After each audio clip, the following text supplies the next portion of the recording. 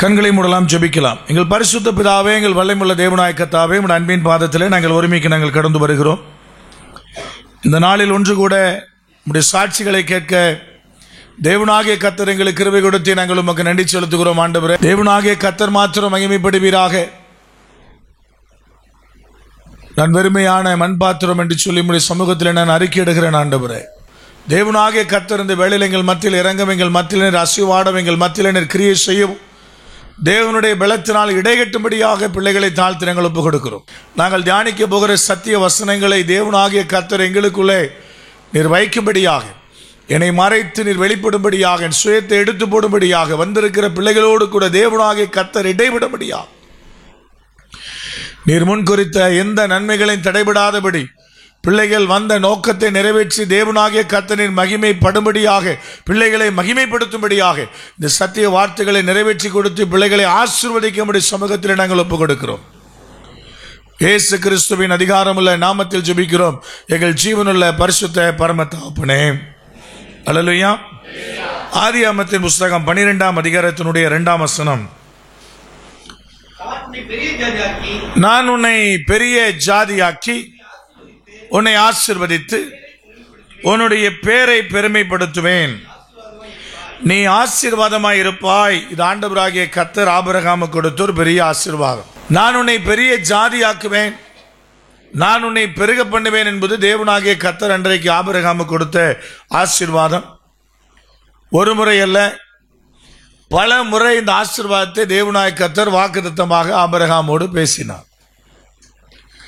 அவனுடைய வாழ்க்கையில் அந்த ஆசீர்வாதத்தை தேவனாகிய கர்த்தர் வைத்தார்.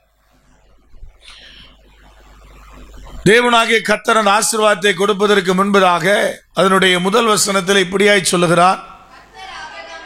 கர்த்தர் ஆபிரகாமை நோக்கி, நீ உன்னுடைய தேசத்தையும் உன்னுடைய இனத்தையும் உன்னுடைய தகப்பனுடைய வீட்டையும் விட்டு புறப்பட்டு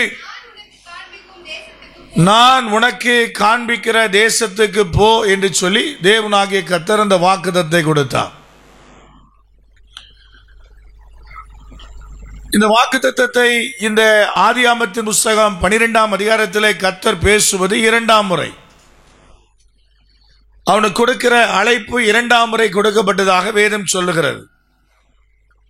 அதற்கு முன்பதாகவே நீங்கள் அப்போஸ்தலர் நடபடிகள் புஸ்தகம் 7ஆம் அதிகாரத்தை நீங்கள் வாசித்தீர்களானால் அதில் 2ஆம் வசனத்தில் இப்படியாய் ஆண்டவராகிய கர்த்தர் எழுதி வைத்திருக்கிறார். வாசிக்கலாம்.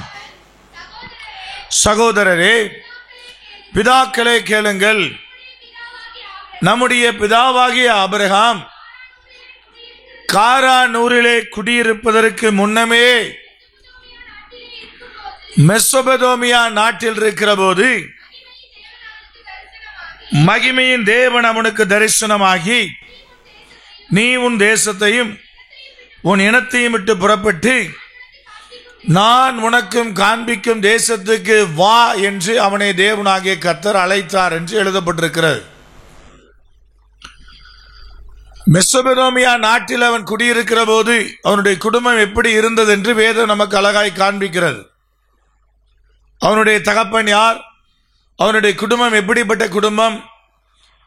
யோசுவாவின் புஸ்தகம் 24ஆம் அதிகாரத்தினுடைய 2ஆம் வசனத்தில் வாசித்தீர்களானால் அந்த மெசொபொத்தேமியா நாட்டிலே அவன் குடியிருக்கிற போது தேவனாகிய கர்த்தர் அவனுக்கு வெளிப்படும் போது அவனுடைய சூழ்நிலை எப்படி இருந்தது என்று அங்கு எழுதப்பட்டிருக்கிறது. வாசிக்கலாம். அப்பொழுது யோசுவா சகல ஜனங்களை நோக்கி, இஸ்ரவேலின் தேவனாகிய கர்த்தர் சொல்லுகிறது என்னவென்றால், பூர்வத்திலே உங்கள் பிதாக்களாகிய ஆபிரகாமுக்கும் நாகோருக்கும் தகப்பனான தேராகி நதிக்கு அப்புறத்தில் குடியிருந்த போது அவர்கள் வேறே தேவர்களை சேவித்தார்கள். அப்பொழுது ஆண்டவராகிய கர்த்தர் அவர்களுக்கு தரிசனமாகி ஆபிரகாமை அழைக்கிறார். அழைக்கும் போது சொல்லுகிறார், போ என்று சொல்லல, வா என்று அழைத்தார் என்று அங்கு எழுதப்பட்டிருக்கிறது. அந்த மெசொபொத்தேமியா நாட்டிலே தேவனாகிய கர்த்தர் வாசம் பண்ணல, அவருக்கு பிரியமான காரியம் அங்கு இல்லை. அந்த குடும்பமே விக்கிரக ஆராதனையுடைய குடும்பமாக இருந்தது. அப்பொழுது தேவனாகிய கர்த்தர் ஆபிரகாமை நோக்கி அழைத்தார். 2 காரியத்தை விட்டு வரும்படி அவர் சொன்னதாக இங்கு அழகாய் சொல்லுகிறது. ஒன்று, நீ உன்னுடைய தேசத்தை விட்டு வர வேண்டும். 2வது, உன்னுடைய இனத்தை விட்டு வர வேண்டும் என்று தேவனாகிய கர்த்தர் அவனிடத்தில் பேசுகிறார். நான் உன்னை ஆசீர்வதிக்கப் போகிறேன், உன் ஜாதியை நான் பெரிதாக்கப் போகிறேன், கடற்கரை மணலத்தனையாக உன்னுடைய சந்ததியை நான் பெருக பண்ண போகிறேன், உன் வாழ்க்கையில் எல்லாவற்றிலும் நீ பெருக்கத்தை காணப்போகிறாய். அதற்கு நீ செய்ய வேண்டிய காரியம் 2 ஒன்று, உன்னுடைய தேசத்தை விட்டு நீ வெளியே வா. 2வது, உன்னுடைய இனத்தை விட்டு நீ என்ன செய், நீ வெளியே வர வேண்டும் என்கிற ஒரு அழைப்பானது முதலாவது கொடுக்கப்படுகிறது அவன் மெசொப்பொத்தாமியா நாட்டில் இருக்கிற போது.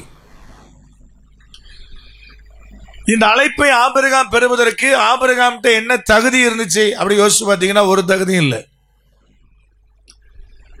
ஆண்டவராய் கர்த்தர் ஆபிரகாமை தெரிந்து கொண்டதற்கு ஆபிரகாம் இடத்திலே காணப்பட்ட தகுதி என்ன? எதை சொல்லுவது?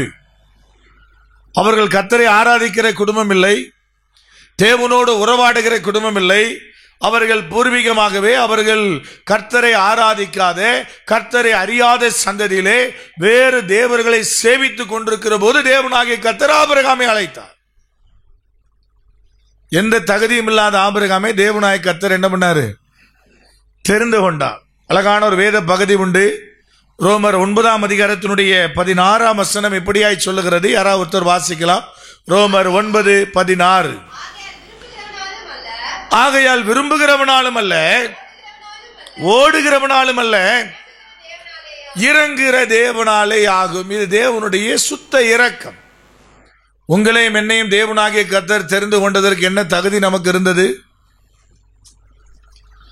எந்த தகுதியின் அடிப்படையில் தேவனாகிய கர்த்தர் நம்மை தெரிந்து கொண்டார், நம்மை அழைத்தார், நம்மை ரட்சித்தார், நம்மோடு தேவனாகிய கர்த்தர் உறவாடினார்? என்ன தகுதி இருந்தது நமக்கு?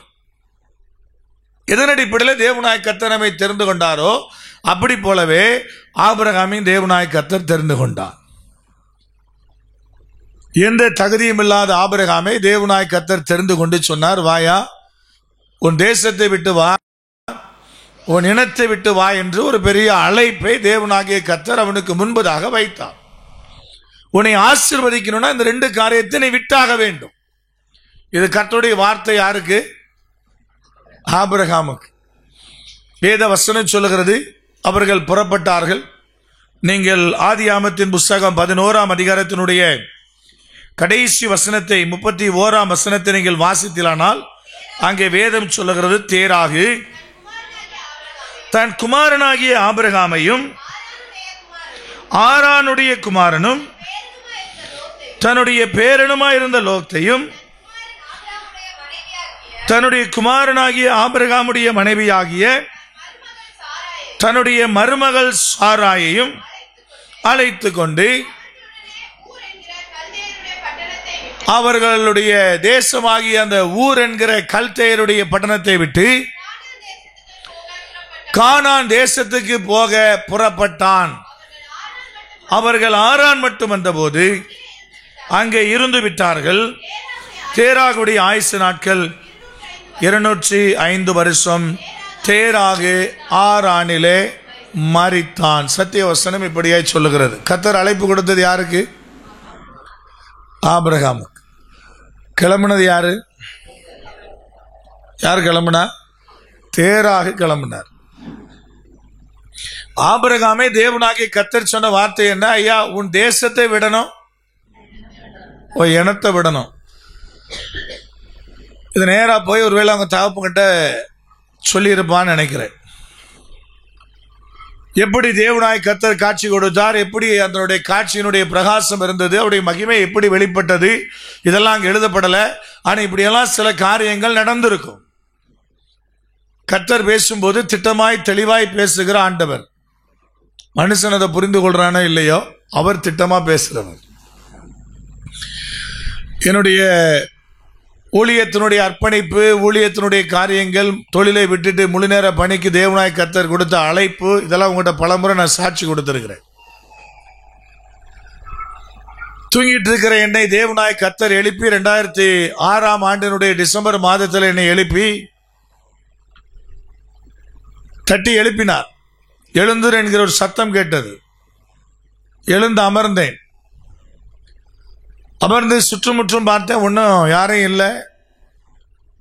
இப்போ யார் நம்மை எழுப்பியது என்று யோசித்துக் கொண்டிருக்கிற போதே அடுத்த ஒரு சத்தம் கேட்டது, எசேக்கியேல் 33 எடுத்து வாசின்னு. அன்னைக்கு தொழில் பண்ணிட்டு இருந்த எனக்கு ஒரு பெரிய சந்தோஷம் என்னன்னா, ஆண்டவர் ஏதோ ஒரு பெரிய ஆசீர்வாதத்தை வாக்குத்தத்தத்தை கொடுக்க போறாருன்னு சொல்லி எசேக்கியேல் 33 எடுத்து வாசித்தேன். அதில் ஆண்டவராய் கர்த்தர் நிறைய காரியங்களை பேசினார், மிரட்டினார். என்னை மிரட்டி தான் ஊழியத்தை கூப்பிட்டார், நீ வரலன்னா உன்னை உதப்பேன். நான் முழு நேர பணிக்கு ஒப்பு கொடுத்து வந்தேன். ஊழியங்களை செய்ய ஆரம்பித்தோம். படிப்படியா கர்த்தர் மாற்றி இன்னைக்கு கொண்டு வந்து இந்த ஸ்தானத்தில் தேவனாகிய கர்த்தர் நிற்க வைத்திருக்கிறார். அந்த எசேக்கியேல் 33 இப்ப வாசிக்கும் போதுதான் தெரியுது, இந்த ஊழியத்துக்கு தான் தேவனாகிய கர்த்தர் நம்மளை தெரிந்தெடுத்தார். நான் உன்னை மெய்ப்பனா வச்சிருக்கிறேன், மந்தையை குறித்து உன்ட்டு என்ன செய்வேன், நான் கேள்வி கேட்பேன். மந்தையினுடைய காவலை நீனு கர்த்தர் கூப்பிட்டா நம்ம எங்கெங்கேயோ திசை மாதிரி என்ன பண்ணியிருக்கிறோம், பயணிச்சிருக்கிறோம். நீங்கள் பழைய வீடியோக்கெல்லாம் எடுத்து பார்த்தீங்கன்னா அதில் சாட்சியெல்லாம் இந்த அதிகாரத்தை நான் சொல்லிக்கிட்டே வந்திருப்பேன். அவர் தெளிவாய்த்தான் கூப்பிடுகிறார், ஆனால் மனிதன் புரிந்து கொள்ளுகிறதோ வேறு விதமாக. அன்னைக்கு அப்படிதான் ஆபிரகாமை சொல்லியிருப்பார் நினைக்கிறேன். அவங்க அப்பாட்ட, அவங்க அப்பாவுக்கும் மகனுக்கு நடுவில் இருந்து அன்போ எப்படிப்பட்ட பிணைப்போ தெரியாது. அவங்க அப்பா நானும் கிளம்புறேன்டான்னு கூட என்ன பண்ணிட்டாரு, கிளம்பிட்டார். கிளம்புனதோடு மாத்திரல லோத்தையும் கூட சேர்த்துக்கிட்டாரு. அப்ப முதல் வார்த்தை நிறைவேறுகிறது. கர்த்தர் சொன்ன ஃபர்ஸ்ட் கண்டிஷன், உன்னுடைய தேசத்தை விட்டு புறப்படுங்கிற சொன்ன காரியம் மட்டும்தான் அவன் கீழ்ப்படுகிறான். இனத்தை என்ன செய்யல, போனா இவர் இனத்தையும் சேர்த்து கூட்டுக்கிட்டு புறப்பட்டு போனார். அவர்கள் புறப்பட்டு எங்க வர்றாங்கன்னு கேட்டீங்கன்னா, அங்க அழகா போட்டிருக்கிறது, ஊர் என்கிற தேசத்திலிருந்து ஆரான் மட்டும் வந்தார்கள். ஆங்கில வேதாமத்தை வாசித்தீங்கன்னா ஹாரன் அப்படின்னு போட்டிருக்கு, ஹாரானுக்கு வந்தாங்கன்னு போட்டிருக்கு. அதான் அப்போஸ்தலர் 7ஆம் அதிகாரத்தில் 2ஆம் வசனத்தில் வாசிக்கும் போது அங்கே சரியானபடி அவர்கள் மொழிபெயர்த்து போட்டிருக்கிறார்கள். என்ன ஊர் பேர் போட்டிருக்காங்க, காரானுக்கு வந்தார்கள். இப்போ உங்க பைபிள்ல கடைசி பக்கத்தில் ஒரு மேப் இருக்கும், ஒரு 4-5 மேப் இருக்கும். அதில் முதல் மேப் பார்த்தீங்கன்னா ஆபிரகாம் பிரயாணம் பண்ணின தேசங்கள் சொல்லி ஒரு மேப் இருக்கும். அதில் ஊர் எங்க இருக்கு, ஊர் எங்க இருக்கு அந்த மேப்ல ரைட் சைடில் கீழே எங்கிறது ஊர் என்கிற அந்த ஊரானது காணப்படுகிறது. இப்ப காரன் எங்க இருக்கு பாருங்க, மேல டாப்ல ரைட் சைடு டாப்ல மேல என்ன செய்யுது, காரன். ஆராமுக்கு கொஞ்சம் மேல என்ன செய்யுது, காரன் அப்படிங்கிற ஊர் இருக்கு. கானான் எங்க இருக்கு, கானான் எங்க இருக்குன்னு கேட்டீங்கன்னா லெப்ட் சைடுல கீழே இருக்கு. கானான் எங்க, எருசலேம். அதுல எங்க இருக்கு, அங்க லெப்ட் சைடுல பாத்தீங்கன்னா என்ன இருக்கு, இடதுகை பக்கமாக லெப்ட் சைடில் இருக்கு. நீங்க நினைச்சிடக்கூடாது கானானுக்கு போற வழியில பாதியில அவர்கள் அந்த ஆரான்ல தங்கிட்டாங்க நீங்க நினைச்சிடக்கூடாது. ஆண்டவர் எங்க போச்சுனாரு, எங்க போச்சுனாரு, கானானுக்கு போச்சுனாரு. இவன் எங்க போனான், காரானுக்கு போனான். இவன் ஏன் போனா நீங்க நல்லா கவனிச்சீங்கன்னா அங்க அழகா போட்டிருக்கிறது, அந்த நதி ஓரமாகவே என்ன பண்ணிருக்கிறான் என்னங்க. ஏன்னா இங்க ஊருங்கிற இடத்துல இருந்து இங்க கானானுக்கு வரணும்னா நடுவில் நதியே காணும். நடுவில் என்ன இருக்கு, நடுவில் இப்ப என்ன இருக்கு, அங்க வனாந்தரம் தான் இருக்கு, அங்க நதி ஒன்னையும் காணும். இவங்க என்ன பண்ணிருக்கிறான்னு கேட்டீங்கன்னா, கிளம்புனோன்னு ஆண்டு நம்மளை ஆஸ்வதிக்க போறாரியா, ஒரு பெரிய ஆசீர்வாதமான தேசத்தை தாராருனோன்னு இவங்க பாத்தீங்கன்னா அந்த ஆத்தோரமாகவே அந்த ஆறு போற திசைகளிலேயே பச்சையே தேடி மேல போய் சேர்ந்துட்டான் தப்பான ஒரு இடத்துக்கு. அப்படிதானே, பச்சையே தேடுவான் மனுஷன், அதான் மனுஷனுடைய குணம். கல்யாணம் பண்ணா கேட்பான், ஹஸ்பண்டுக்கு எவ்வளவு சம்பளம்னு கேட்பான் முத கேள்வி. அப்புறம் கார் இருக்காம்பா, அப்புறம் வீடு இருக்காம்பா, வீடு மாப்பிள்ளை பேரில் இருக்கான்னு கேட்பா, மாப்பிள்ளை எப்படி ராஜகுமார மாதிரி இருப்பாரான்னு கேட்பா, எத்தனை வீட்டில் வேலைக்காரங்க இருக்கிறாங்கன்னு கேட்பா. கத்தர் சித்தமான என்ன செய்ய மாட்டா என்னங்க, அங்க ஒரு ஆம்பளை ஆட்களை கேட்டீங்கன்னா அவர் கேட்பாரு, சுண்டுனா ரத்தம் வருமான்னு கேட்பாரு.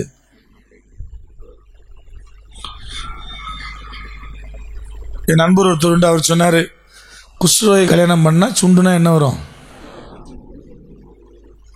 என்னங்க, குஷ்ரோயை கல்யாணம் பண்ணா சுண்டுனா என்ன வரும்? ரத்தம் வரும். சுண்டாமலே கூட சில நேரம் ரத்தம் நிச்சயம் வரும். நல்லா கவனிங்க. மனுஷன் பச்சையா இருக்கிறதே தேடுறான். எனக்கு எது ஆசீர்வாதமானது, எனக்கு எது எப்படி கிடைக்கும், என்ன கிடைக்கும், என்ன கிடைக்கும். இதே நிலைதான் யாருகிட்ட இருந்துச்சு கேட்டீங்கன்னா ஆபிரகாம் இருந்துச்சு. கர்த்தரை விட்டுட்டாரு, அவனை கூப்பிடவே இல்லை. ஏன்னு கேட்டீங்கன்னா ஒரு காரியத்தை நிறைவேற்றினா ரெண்டாவது காரியத்தை என்ன செய்யல, அவன் நிறைவேற்றல. அவன் தேசத்தை விடுன்னு சொல்லும் போது கீழ்ப்படைஞ்சான். ஆனா அவன் இனத்தை விடனா விடல, இனத்தையும் கையோட பிடிச்சுக்கிட்டே என்ன பண்ணா, புறப்பட்டு போனா. அதனால ஆண்டவரை விட்டுட்டார். நீ போ. அவனை தடுக்கவே இல்லை.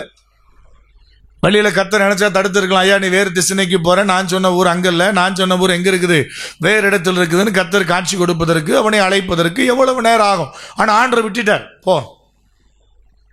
கடைசியில் போய் ஹாரான் வந்து தங்கிட்டான். இதான் முதல் அழைப்பு. ஆண்டவராய் கர்த்தர் அந்த நாட்கள்லாம் விட்டுட்டார். எதுவரை விட்டார் கேட்டீங்கன்னா, தகப்பன் மரிக்கிற வரை அவனை அப்படியே விட்டுட்டார். ஒருவேளை அங்க போய் திரும்ப கூப்பிட்டா அவங்க அப்பா ஒத்துக்க மாட்டாரோ என்னமோ தெரியாது. அதனால அவன் மரிக்கிற வரை தேவனாகிய கர்த்தர் ஆபிரகாமை திரும்ப வந்து அழைக்கவே இல்லை. தேராக மரித்த பிறகு மறுபடி அந்த ஆரானில வந்து தேவனாகிய கர்த்தர் அவனை அழைக்கிறார். திரும்பவும் அதே வார்த்தையை சொல்லுகிறார், உன் தேசத்தையும் உன் இனத்தையும் விட்டு என்ன செய், என்ன பண்ணு, நீ புறப்பட்டு வா. அதை சொல்லும் போது கூட ஒரு வார்த்தையை சேர்த்துக்கிட்டாரு, உன்னுடைய தகப்பன் வீட்டையும் விட்டு. 12ஆம் அதிகாரத்தினுடைய முதல் வசனம் என்ன சொல்லுது? ஃபர்ஸ்ட் கர்த்தர் என்ன சொல்லும் போது சொன்னாரு, உன் தேசத்தையும் உன்னுடைய இனத்தையும் விடுனாரு. ஒருவேளை இவன் தப்பா புரிஞ்சுக்கிட்டான்னு நினைக்கிறேன். என் குடும்பத்தை கர்த்தர் சொல்ல நினைச்சு என்ன பண்ணிக்கிட்டான், குடும்பத்தை. அதனாலதான் ரெண்டாவது சொல்லும் போது இன்னும் தெளிவா சொன்னாரு, எதை விடு, உன் தகப்பன் வீட்டையும் விடு. உன்னுடைய இனத்தை சொல்லும் போது ஆண்டவராய் கர்த்தர் சொன்னாரு, உன்னுடைய தகப்பன் வீட்டையும் விட்டு, அப்படி விட்டு நீ புறப்பட்டனா நான் உன்னை என்ன செய்வேன், நான் ஆசீர்வதிப்பேன் என்று தேவனாகிய கர்த்தர் அங்கே இரண்டாவது ஒரு பெரிய அழைப்பை கொடுக்கிறார். கானான் தேசத்தை நோக்கி அதற்கு பிற்பாடு புறப்படுகிறார். அப்பொழுதும் மறுபடியும் லோத்தை கூட வச்சுக்கிட்டான். லோத்த ஆறான்ல என்ன பண்ணலாமே சொல்லிக்கலாம், எப்பா லோத்து இங்கே நல்லா தான் இருக்குது, நல்லா நதியோரத்தில் நல்லா பாஞ்சிக்கிட்டு இருக்குது, நம்ம ஆடு மாடுகள் தேவையானதெல்லாம் இருக்குது, நீங்கள் இரு, கர்த்தர் என்ன புறப்பட சொல்கிறாரு, நான் மறுபடியும் புறப்படுறேன்னு சொல்லி என்ன பண்ணியிருக்கலாமே, புறப்பட்டிருக்கலாம். ஆனால் லோத்தை பார்த்தீங்கன்னா மறுபடியும் மடியில் கட்டிக்கிட்டான். மறுபடியும் லோத்தை கூட்டிட்டு கிளம்பி போறார். இப்ப தேவனாகிய கர்த்தர் ஒரு மனுஷனை முழுமையா ஆசீர்வதிப்பதற்கு முன்பதாக இப்ப என்னென்னலாம் ஆண்டவராகிய கர்த்தர் ஆபிரகாமுக்குள்ளே உண்டாக்குனார் என்பது அடுத்த கட்டமாக இங்கு எழுதப்பட்டிருக்கிற சத்திய வார்த்தைகள். தகுதியற்ற ஆபிரகாமை தேவனாகிய கர்த்தர் தெரிந்து கொண்டு ஒரு தகுதியுள்ள பாத்திரமாக, ஒரு விசுவாசிகளுடைய தகப்பனாக, சகல ஆசீர்வாதத்துக்கும் பாத்திரமானாக தேவனாகிய கர்த்தர் மாற்றினார். மாற்றுவதற்கு அவருக்கு சில காலம் தேவைப்பட்டது, சில பரீட்சைகள் அங்கே கொடுக்கப்பட்டது. அதற்கு பிற்பாடு இந்த 12ஆம் அதிகாரத்தில் நீங்க வாசித்தீங்கன்னா, இந்த 12, 13, 14ஆம் அதிகாரங்களிலே தேவனாகிய கர்த்தர் அவனுக்கு 3 விதமான பரீட்சைகளை 3 கட்டங்களில் வைப்பது எழுதப்பட்டிருக்கிறது. அவனுடைய சந்ததியை விருத்தியாக்குவதற்கு முன்பதாக 3 விதமான பரீட்சைகள் அவனுக்கு வைக்கப்படுகிறது, ஆபிரகாமை தகுதிப்படுத்துவதற்கு. எதற்கென்று சொன்னால், தான் வைத்திருக்கிற ஆசீர்வாதத்துக்கு ஏற்ற விதமாய் மாற்றுவதற்கு. எல்லாருக்கும் ஆண்டவர் இவ்வளவு டெஸ்ட் வைக்கிறாரா பிரதர் அப்படின்னு கேட்டீங்கன்னா, யாரை தேவனாகிய கர்த்தர் உன்னதமான ஆசீர்வாதத்துக்கு தெரிந்தெடுத்திருக்கிறாரோ அவர்கள் பரீட்சிக்கப்படுவார்கள். 18 கேரட் தங்கத்தை எடுக்கிறதுக்கு கொஞ்சம் அதை சுத்திகரிச்சா போதும். ஆனா அது 24 கேரட் தங்கமா எடுக்கணும் அப்படின்னா சுத்திகரிப்பு இன்னும் அதிகமா தேவைப்படும். 18 கேரட் தங்கம் வேல்யூ உள்ளதா, 24 கேரட் தங்க வேல்யூ உள்ளதான் நீங்க உங்களுக்கு தெரியும். எது வேல்யூ அதிகம், எது விலை மதிப்புள்ளது? அப்ப எதை தேவனாகிய கர்த்தர் மகிமையான ஆசீர்வாதமாக, ஒரு மேலான ஆசீர்வாதமாக தேவனாகிய கர்த்தர் தெரிந்து கொள்ளுகிறாரோ அதற்கு பரீட்சைகள் அதிகம், அதை சுத்திகரிக்க வேண்டிய காரியங்கள் அதிகம். அந்த காரியங்கள் தான் பார்த்தீங்கன்னா மிகப்பெரிய ஆசீர்வாதத்தை அந்த பிள்ளைகளுக்குள்ளே கொண்டு வருகிறது. ரொம்ப பாடுபடுறேன் பிரதர், கர்த்தர் என்ன விடமாட்டாரு, தொடர்ந்து என்ன துரத்துறாரு, என்னை இங்கிழுக்கிறார் அங்கிழுக்கிறார், பயங்கர போராட்டங்களுக்குள்ள என்னை கொண்டு வராருன்னா என்ன அர்த்தம் கேட்டீங்கன்னா, தேவனாகிய கர்த்தரால் ஒரு மிக உன்னதமான ஆசீர்வாதத்துக்கு தெரிந்து கொள்ளப்பட்ட பாத்திரங்கள் நீங்கள் என்று அர்த்தம். அப்போ சொன்ன வாக்கு தத்தத்தை நிறைவேற்றுறதுக்கு முன்னாடி நம்மை கொண்டு வந்து அந்த ஸ்தானத்தில் நிற்க வைக்கிறதுக்கு அவர் பெரும்பாடுபடுகிறார். ஆண்டவராகிய கர்த்தர் விடாமுயற்சி யாருகிட்ட இருக்குன்னு கேட்டீங்கன்னா கர்த்தர்கிட்ட இருக்கு. அந்த விடாமுயற்சி கர்த்தர்கிட்ட இருக்கிறதுனால தான் இன்னைக்கு நீங்களும் நானும் கிறிஸ்தவர்கள், நீங்களும் நானும் தேவனுடைய பிள்ளைகள். அவர் முயற்சி இல்லைன்னா நம்ம இல்லை. நம்ம எப்பயோ திசை மாறி எங்கே போயிருப்போம், எங்கேயோ போய் சேர்ந்திருப்போம், எங்கேயோ நரகத்தை நோக்கி போயிருப்போம், எங்கேயோ பிசாசனுடைய கரங்கள் அகப்பட்டிருப்போம். அவருடைய விடாமுயற்சினால, அவர் தொடர்ந்து நம்மளை பிடிக்கிறதுனால நீங்களும் நானும் இன்னைக்கு தேவனுடைய பிள்ளைகள், கர்த்தருடைய ஜனம், தேவனுடைய பிள்ளைகளா இருக்கிறோம். இதுக்கு மிக முக்கியமான காரணம் அவருடைய விடாமுயற்சி. அப்ப இந்த 12ஆம் அதிகாரத்திலிருந்து பாத்தீங்கன்னா கர்த்தர் அவனை அழகா கூட்டிட்டு வராரு. முதல்ல ஆபிரகாம் பாத்தீங்கன்னா 6ஆம் வசனத்திலே, ஆபிரகாம் அந்த தேசத்திலே சுற்றி திரிந்து சீகேம் என்னும் இடத்திற்கு சமீபமான மோரே என்னும் சமபூமி மட்டும் வந்தான். அக்காலத்திலே கானானியர் அந்த தேசத்திலே நபராங்க ஒரு பலிபீடத்தை கட்டுறான். அங்கே சத்திய வார்த்தை சொல்லுகிறது. அதுக்கு அடுத்த 8ஆம் வசனத்தில் நீங்க பாத்தீங்களா,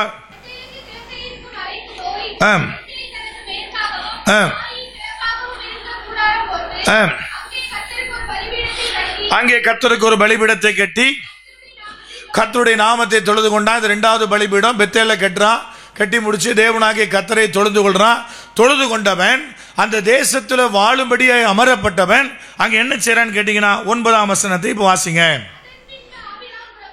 அதன் பின்பு ஆபிரகாம் புறப்பட்டு தெற்கே பிரயாணம் பண்ணி கொண்டு போனா. அவனை யார் தெற்க போக சொன்னது? அவனை கர்த்தர் தெற்க போனாரா? அவனை ஆண்டவராய் கர்த்தர் கூட்டிட்டு வந்தாரு. சீகேம்னா என்ன அர்த்தம் கேட்டீங்கன்னா தோல், ஷோல்டர்னு அர்த்தம், பலம்னு அர்த்தம். அந்த பலம் பொருந்திய இடத்துல கொண்டு வந்து தேவனாகிய கர்த்தர் அவனை அமர வைத்தான். அமர வைத்து அங்கே பலிபீடத்தை கட்டி, பெத்தேல்னா உங்களுக்கு தெரியும் தேவனுடைய வீடுன்னு அர்த்தம். தேவனுடைய வீட்டிலே அவனை சந்திக்கும்படி தேவனாகிய கர்த்தர் கொண்டு வந்து தன்னுடைய வீட்டில் வைத்தார். ஆனா அவன் என்ன பண்ணான்னு கேட்டீங்கன்னா கொஞ்சம் கொஞ்சமா தெற்க போனான்.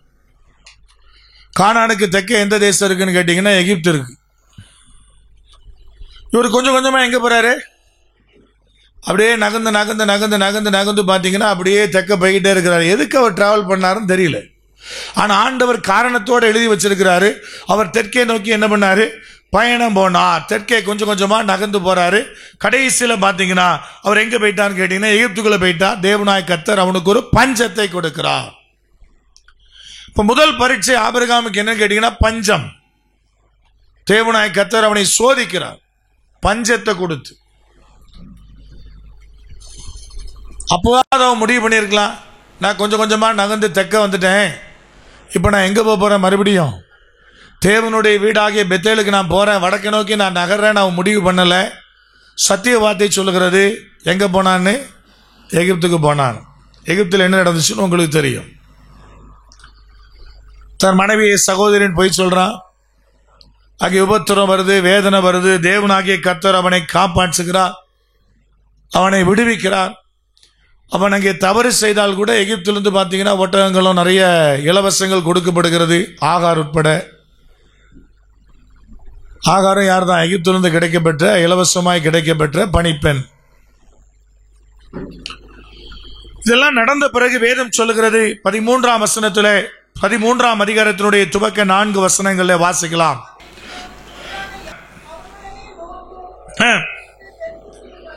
நல்ல கவனிங்க, வேதம் அழகாய் சொல்லுகிறது. ஐயா இப்ப எகிப்தை விட்டு மறுபடியும் பாத்தீங்கன்னா திசை மாறி அவர்கள் கடந்து வருகிறார்கள். இப்ப எகிப்தை விட்டு மறுபடியும் அவங்க கடந்து வராங்க. வாசிக்கலாம். சீமானா இருந்தான். பெத்தேல் மட்டும் பெத்தேலுக்கு ஆயிக்கு நடுவாக தான் முன்பு கூடாரம் போட்ட பலிபீடத்தை உண்டாக்கினதுமான ஸ்தலம் மட்டும் போனான். அங்கே ஆபிரகாம் கர்த்தருடைய நாமத்தை என்ன செய்தான்? தொழுது கொண்டான். அங்கே ஆண்டவராய் கர்த்தர் என்ன செய்றான்னு கேட்டீங்கன்னா, மறுபடியும் அவனை கொண்டு வருகிறார். அவன் மறுபடியும் எங்க வரான்னு கேட்டீங்கன்னா, தேவனுடைய வீடாகிய பெத்தேலுக்கு வருகிறான். அங்கே எழுதப்பட்டிருக்கிறது. அப்ப முதல் பரீட்சையில அவன் வெற்றி பெற்றவனாக பஞ்சத்தை கடந்து தேவனாய கர்த்தர் அனுமதித்த அந்த காரியத்தினுடைய சாரங்களை புரிந்து கொண்டு, தவறு செய்தாலும் தான் தப்பிதங்களை செய்திருக்கிறேன் என்பதை அறிந்து மறுபடியுமா என்ன செய்றான்னு கேட்டீங்கன்னா, பெத்தேலுக்கு கடந்து வந்தான் என்று எழுதப்பட்டிருக்கிறது. இங்க வந்த பிறகு பார்த்தீங்கன்னா, அப்பவும் என்ன பண்ணான்னு கேட்டீங்கன்னா, லோத்தை விடவே இல்லை. இதுவரைக்கும் பார்த்தீங்கன்னா, முதல் வார்த்தையாகிய உன் தேசத்தை விடு என்பது மாத்திரம் நிறைவேறி இருக்கிறது. இன்னைக்கு வரைக்கும் என்ன செய்யல? உன் இனத்தையும் வீட்டையும் விடுன்னு சொன்ன காரியம் நிறைவேற்றப்படவே இல்லை. இரண்டாவது ஒரு பரீட்சை வைக்கிறார். அதுங்க தொடர்ந்து உடனே சொல்லுகிறது. அப்படி ஆடு மாடுகள் பெருக்கம், அதனுடைய இடமில்லாமல் போன காரியம், அவைகளை குறித்து எழுதிட்டு அப்போ ஒரு மிகப்பெரிய முடிவை எடுக்கிறார். யார் எடுக்கிறான்னு கேட்டீங்கன்னா, ஆபிரகாமே எடுக்கிறார். லோத் எடுக்கல. ஒருவேளை கர்த்தர் நினைச்சிருந்தாருன்னா கொஞ்சம் அப்படி கிளறி விட்டு லோத்தை எடுக்க வச்சிருக்கலாம். அப்ப தன்னுடைய இனத்தை தான் விட வேண்டும் என்கிற அந்த முடிவை யார் தான் எடுக்கணும்னு கர்த்தர் பார்க்கிறாரு? ஆபிரகாம் தான் எடுக்கணும்னு பார்க்கிறாரு.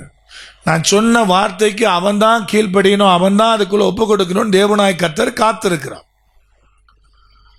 அவன் தான் அந்த முடிவு எடுக்கிறான். அங்க வேதம் சொல்லுகிறது. 8ஆம் 9ஆம் வசனங்களை வாசிக்கலாம். ஆதியாகமத்தின் புஸ்தகம் 13:8-9. ஆபிரகாம் லோத்தை நோக்கி, எனக்கும் உனக்கும் என் மெய்ப்பருக்கும் உன் மெய்ப்பருக்கும் வாக்குவாதம் வேண்டாம், நாம் சகோதரர். இந்த தேசமெல்லாம் உனக்கு முன்பா இருக்கிறது அல்லவா? நீ என்னை விட்டு புரிந்து போகலாம். நீ இடதுபுறம் போனால் நான் வலதுபுறம் போகிறேன், நீ வலதுபுறம் போனால் நான் இடதுபுறம் போகிறேன் என்று சொல்லி அங்கே லோத்தினிடத்துல முடிவெடுத்து சொல்லுகிறான். யார் தான் சொல்றான்னு கேட்டீங்கன்னா, ஆபிரகாம் தான் சொல்றாரு. இப்ப இரண்டாவது கர்த்தர் சொன்ன கட்டளையினுடைய இரண்டாவது பகுதி இப்பதான் நிறைவேறுது. இந்த இரண்டாம் பரீட்சை லோத்தை விட்டு அவன் பிரிய வேண்டும் என்பது தேவனாகிய கர்த்தராலே தீர்மானிக்கப்பட்ட ஒன்றாயிருக்கிறது. குழப்பம் வருது, சண்டை வருது, மேய்ப்பர்களுக்குள்ளே வாக்குவாதம் வருகிறது. அவர்கள் வாக்குவாதம் பண்ணி கொண்டிருக்கிற போது ஆபிரகாம் தான் முடிவு பண்றான். ஆண்டவராய் கர்த்தர் நினைச்சான்னு கேட்டீங்கன்னா, அந்த வாக்குவாதங்களை அந்த காரியங்களை உருவாக்கி கொஞ்சம் உணர்த்துறார். யாருக்கு? ஆபிரகாமுக்கு உணர்த்துறார். அந்த முடிவு எடுக்க வேண்டியது யாருன்னு கேட்டீங்கன்னா, ஆபிரகாம் தான். தேவன் சில வேளைகளில் தேவனுடைய பிள்ளைகளை ஆசீர்வதிப்பதற்கு இந்த காரியங்கள் நடக்கணும் என்பதை அவர் வாஞ்சிக்கிறார். அதனாலதான் சில மனுஷனோடு சிலரோடு நம்முடைய உறவுகளை தொடர இயலாது. நீங்க எவ்வளவுதான் சமாதானமா போனாலும் அவங்க குழப்பத்தை உண்டாக்கிட்டே இருப்பாங்க, தேவையில்லாத காரியத்தை உருவாக்கிட்டே இருப்பாங்க. நீங்க எவ்வளவுதான் சமாதான முயற்சி எடுத்தாலும் அங்க ஒட்டவே ஒட்டாது. ஆனா மனுஷன் பார்த்தீங்கன்னா கீழ்ப்படியே மாட்டான், தொடர்ந்து அங்க கடந்து மல்லு கட்டிக்கிட்டு இருப்பான். இதனால தான் ஆசீர்வாதத்தை இழக்க வேண்டியது இருக்கிறது. இங்கு தேவனாகிய கர்த்தர் அழகா ஆபிரகாமை முடிவெடுக்க வைக்கிறார். முடிவெடுக்கிறார். இரண்டாவது ஒரு பெரிய பரீட்சையில வெற்றி பெறான். என்னன்னு கேட்டீங்கன்னா, எப்பா நீ புறப்படு, நீ அங்க போனா நான் இங்க போறேன், நீ அங்க போனா நான் இங்க போறேன், நீ வலது பக்கம் போனா நான் இடது பக்கம், நீ கிழக்க போனா நான் மேக்க, நீ தெற்க போனா நான் வடக்க, நீ தான் முடிவு பண்ணுன்றான். அப்பவும் பாத்தீங்கன்னா லோத்து முடிவு பண்றார். எதெல்லாம் பசுமையா இருக்குதுன்னு பாரியா அப்படின்னு சொல்லி முடிவு பண்ணி கர்த்தருடைய தோட்டத்தை போல இருந்த ஏதேனை போல காணப்பட்ட சோதோம் குமாரோவை அவர் செலக்ட் பண்றார். சோதோம் குமாரோ தேவனாய் கர்த்தரால் அழிக்கப்படுவதற்கு முன்பதாக ஏதேன் தோட்டம் போல இருந்திருக்கு. எனக்கு அது வேணும்னு கேட்கிறார். அப்பவும் வேதம் சொல்லுகிறது, அப்பா எல்லா பச்சையும் நீ எடுத்துட்டு போயிட்டா நான் என்ன பண்றது, ஏன் ஆடு மாடுகளுக்கு என்ன பண்றதுன்னு ஆபிரகாம் கேட்கல. உனக்கு எது வேணுமோ எடுத்துட்டு போ, நான் வேறு திசை நோக்கி போகிறேன். என்று சொல்லி அவன் முடிவெடுத்தது அங்கு எழுதப்பட்டிருக்கிறது. இதுக்கு பிற்பாடுதான் தேவனாகிய கர்த்தர் அவனை ஆசீர்வதிக்கிற விதம் என்பது அங்கு எழுதப்பட்டிருக்கிறது. வாசிக்கலாமே 14ஆம் வசனத்தை. லோத்து ஆபிரகாமை விட்டு பிரிந்த பின்பு கர்த்தர் ஆபிரகாமை நோக்கி, அது வரைக்கும் பாத்தீங்கன்னா தேவனாகிய கர்த்தர் மறுபடியும் ஆபிரகாமோடு இடைபடல. அவன் பிரிந்த பின்புதான் இடைபடுறார். ஆபிரகாமை நோக்கி சொல்லுகிறார், உன் கண்களை ஏறெடுத்து நீ இருக்கிற இடத்திலிருந்து வடக்கேயும் தெற்கேயும் கிழக்கேயும் மேற்கே நோக்கி பார். நீ பார்க்கிற இந்த பூமி முழுவதையும் நான் உனக்கும் உன் சந்ததிக்கும் என்றென்றைக்கும் இருக்கும்படி கொடுத்து உன் சந்ததியை பூமியின் தூளை போல பெருக பண்ணுவேன். ஒருவன் பூமியின் தூளை எண்ணக்கூடுமானால் உன் சந்ததியும் எண்ணப்படும். அதுக்கு அடுத்த வரை சொல்ல, நீ எழுந்து தேசத்தின் நீளமும் அகலமும் எம்மட்டோ அம்மட்டும் நடந்து தெரி, அதை உனக்கு நான் தருவேன் அப்படின்னார். அப்போ ஆபிரகாம் கேட்கல, ஆண்டவரே எல்லாம் பச்சையானதான் அவன்கிட்ட போயிட்டு இருக்கிறது வனாந்தரம். இந்த வனாந்தரத்தில் நான் கிழக்க போனா என்ன, மேற்க போனா என்ன, தெற்க போனா என்ன, இல்லை நான் நடந்தா என்ன, நடக்காட்டி என்ன, நீர் எனக்கு தந்தா என்ன, தராட்டி என்னன்னு சொல்லல. ஏன்னா அவனுக்கு தெரியும், கர்த்தர் என்னை ஆசீர்வதிச்சார்னா நான் கால் மிதிக்கிற தேசத்தை தேவனாய் கர்த்தர் பசுமையாய் மாற்றி தருவார். அல்லேலூயா. அது அவனுக்கு தெரியும். அதனாலதான் அவனுக்கு இந்த கேள்வியே வரல. இதுல இன்னொரு மிக முக்கியமான காரியத்தை நீங்கள் புரிந்து கொள்ளணும். அது அடுத்த வசனம் சொல்லுகிறது. வாசிக்கலாம்.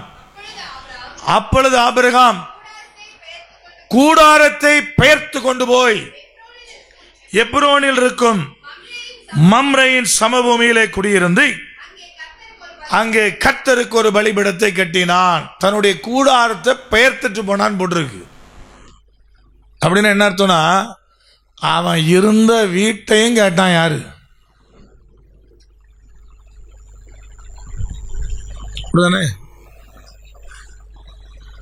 ஐயா, வீடு இருந்த நிலத்தையும் கேட்டான். இதுவும் எனக்கு வேணும்னா. அதனாலதான் அவர் என்ன பண்ணாரு, கூடாரத்தை பெயர்த்துட்டு போனாரு. அப்போ வருத்தப்படல, எனக்கு வீடு போச்சு, நிலம் போச்சு, எனக்கு அது போச்சு, எனக்கு இது போச்சு நினைச்சல, வருத்தப்படல. ஏன்னா அவனுக்கு நல்லா தெரியும் தேவனாகிய கர்த்தர் அதை விட மேலாக என்னை ஆசீர்வதிக்கிறவர் என்று. அதான் ரொம்ப முக்கியமானது. ஒருவேளை அந்த இடத்துல நீங்களும் நானும் இருந்தோன்னா என்ன புலம்புன்னு தெரியாது. ஐயா, வீட்டடி நிலத்தையும் கேட்டுட்டான், ஐயா வீட்டடி நிலத்தையும் எடுத்துக்கிட்டான், ஐயா இப்ப நான் எங்க போறது அப்படின்னு எத்தனை புலம்பல். ஆனா ஆபிரகாமுடைய வாழ்க்கையில ஒரு வார்த்தை கூட சொல்லல, கூடாரத்தையும் பெயர்த்து கொண்டு போனான். ஆனா ஒன்று அங்கு எழுதப்பட்டிருக்கிறது, அவன் அங்கே தன்னுடைய இனத்தை விட வேண்டியது இருந்தது, விட்டுட்டான். அதான் எனக்கு ரொம்ப முக்கியமானது. கடந்து போனான், கொண்டு போய் அடுத்த இடத்துல தன்னுடைய வசிப்பிடமாக மாற்றினான். அங்கேயும் ஒரு பலிபீடத்தை கட்டினான். அல்லேலூயா. எங்கே கர்த்தர் வாசம் பண்ணுகிறாரோ அது ஆசீர்வதிக்கப்பட்ட நிலம். அதனால எங்க போனாலும் தான் வசிக்கிற இடத்துல எல்லாம் பலிபீடத்தை கட்டினான். மாற்றி மாற்றி எங்கெல்லாம் போனானோ அங்கெல்லாம் பலிபீடம் என்பது என்ன செய்யப்பட்டது, கட்டப்பட்டு கொண்டே இருந்தது. அவனுக்கு தெரியும், கர்த்தர் வாசம் பண்ணா போதியா எந்த வனாந்தரமும் செழிப்பாகும், எந்த மனுஷனுடைய வாழ்க்கை என்ன செய்யும், மாறும். யாரையும் மாற்றுகிற, யாரையும் ஆசீர்வதிக்கிற ஒரு பெரிய வல்லமை தேவனாகிய கர்த்தரிடத்தில் இருக்கிறது. அவர்தான் ஆசீர்வதிக்கிறவர். இது எல்லாத்தையும் எடுத்துட்டு போன லோத்துடைய நிலைமை என்னன்னு உங்களுக்கு தெரியும். அவரால் வாழ முடிச்சாரு கேட்டீங்கன்னா வாழ முடியல.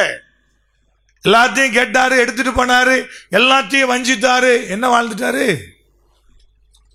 ஆனா ஆபிரகாமையோ தேவனாகிய கர்த்தர் செல்வ பெருக்கினால், பெருக்கத்தின் பலனினால் தேவனாகிய கர்த்தர் ஆசீர்வதித்து நடத்தினார். அப்ப இரண்டாவது தேவனுடைய திட்டமும் உன்னுடைய இனத்தை விட வேண்டும் என்கிற காரியமும் நடந்த பிறகுதான் தேவனாகிய கர்த்தர் அவனை ஆசீர்வதிக்கும்படி சித்தம் கொள்ளுகிறான். இப்ப 3வது பரீட்சை தேவைப்படுது. யாருக்குன்னு கேட்டீங்கன்னா ஆபிரகாமுக்கு. தேவனாகிய கர்த்தர் அவனை சந்திப்பதற்கு 3வது ஒரு பரீட்சை அவனுக்கு தேவைப்படுகிறது. அந்த 3வது பரீட்சை தான் 14ஆம் அதிகாரத்தில் எழுதப்பட்டிருக்கிறது. அங்கே சோதோமின் ராஜா சில ராஜாக்களோடு வந்து லோத்தையும் அவனுடைய குடும்பத்தையும் சிறைப்பிடித்து செல்கிறார்கள். ஆபிரகாம் சொல்லியிருக்கலாம், கர்த்தருடைய கை அவனுக்கு விரோதமா இருக்குது, அவன் செஞ்சதுக்கு உண்டான பலனை என்ன செய்றான், அனுபவிக்கிறான். இருந்த வீட்டடி நிலத்தை கூட கேட்டான். நான் கூடாரத்தை பெயர்த்துட்டு போகும்படியான சூழ்நிலையை உண்டாக்கினான். ஆனா தேவனாகிய கர்த்தருடைய கரம் அவனுக்கு விரோதமா இருக்கிறது அப்படியெல்லாம் சொல்லணும்னா சொல்லியிருக்கலாம். ஆனா ஒரு வார்த்தை சொல்லல. அந்த லோத்தினுடைய குடும்பத்தை மீட்கும்படி போரிட்டதாக எழுதப்பட்டிருக்குது. 3வது அவனுக்கு வைக்கப்பட்ட டெஸ்ட்.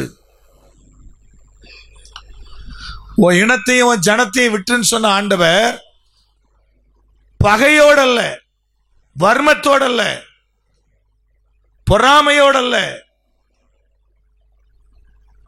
இதெல்லாம் இல்லாம விடணும் தேவனாகிய கர்த்தர் எதிர்பார்க்கிறார். அதான் ரொம்ப முக்கியமானது. எதிரிகள் பிரதர் அழியட்டும் இல்ல, கர்த்தர் சொல்றார் இல்ல, அது உன்னுடைய மனதிற்கு ஏற்றதல்ல, அது எனக்கு ஏற்ற சூழ்நிலை அதுவல்ல, எனக்கு ஏற்ற மகன் நீ அல்ல. இப்போ 3வது பரீட்சை அங்கே வைக்கப்படுகிறது. மிக தெளிவாய் சத்திய வார்த்தை சொல்கிறது. அவன் போரிட்டு தன்னுடைய ஜனத்தை, லோத்தினுடைய குடும்பத்தை அவன் மீட்டெடுத்தது எழுதப்பட்டிருக்கிறது. ஜென்ம பகை பிரதர், அவ்வளவுதான். நமக்கு அவங்களுக்கு ஆகாது. சில நேரத்தில் சில மனுஷங்கிட்ட பேசிங்கன்னா சொல்லுவாங்க, பிரதர் கல்யாணம் பண்ணாலும் சரி, வீடு கிடைச்சினாலும் சரி, அவனை மட்டும் நான் கூட மாட்டேன். கொஞ்ச நாளைக்கு முன்னாடி சகோதரி சொன்னா, நான் சொன்னேன் பிரதர் சும்மாவாது போய் கொடுத்துட்டு வந்துருங்களேன். போனவனா அந்த ஆள் ஏசுவான். ஏசுனா ஏசிட்டு போறான். நேரில் ஏசுனா என்ன, பின்னாடி ஏசுனா என்ன, ஏசிட்டு போறான். டெய்லி தான் ஏசுறதுக்கு ஆள் இருக்கு. என்ன ஏசாத ஆளா? டெய்லி தான் ஏசிட்டு இருக்கான். டெய்லி தான் சாபம் வருது, சாபம் விட்டுட்டு இருக்கிறாங்க. ஒரு சாபம் என்ன ஒன்றும் செய்யாது. யார் பேசினாலும் அதனுடைய ஒரு காரியம் என்னை அணுகவே அணுகாது. உண்மைதான். அங்கே தெளிவாய் சத்திய வார்த்தை சொல்லுகிறது, ஐயா என்னை விரோதிக்கிற ஜனங்கள் மீது நான் பகை வைத்திருக்க கர்த்தர் விரும்பல. ஒரு வர்மத்தோடு அல்ல, வேண்டாம் என்கிற பகையோடு அல்ல.